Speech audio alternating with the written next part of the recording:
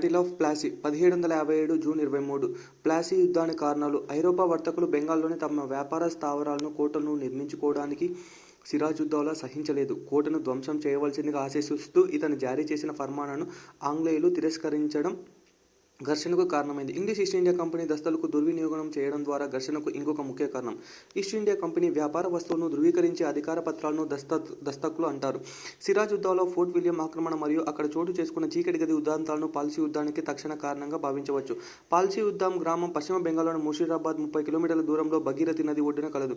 Palsy యుద్ధం 1757 June 23న Robert Clive ఇంటూ సిరాజుద్దౌలా మధ్య జరిగింది. ఈ యుద్ధంలో సిరాజుద్దౌలా సర్వ సైన్యాధిపతి అయిన మీర్ జాఫర్ ఆంగ్లేయుల పక్షాన చేరడంతో సిరాజుద్దౌలా ఓటమి చెందాడు. ఇందుకుగాను మీర్ జాఫర్ బెంగాల్ నవాబ్గా నియమితులయ్యాడు. రాబర్ట్ క్లైవ్ సిరాజుద్దౌలా శత్రువుల మధ్య సైన్యాల మధ్య పంతనాలు నడిపించింది. అమిర్ చంద్ వ్యాపారి, జగత్ సేథ్ అనే ధనికులు కూడా మీర్ జాఫర్ను బలపరిచారు. వీరు కూడా రాబర్ట్ క్లైవ్ కుట్రలో భాగస్వాములు.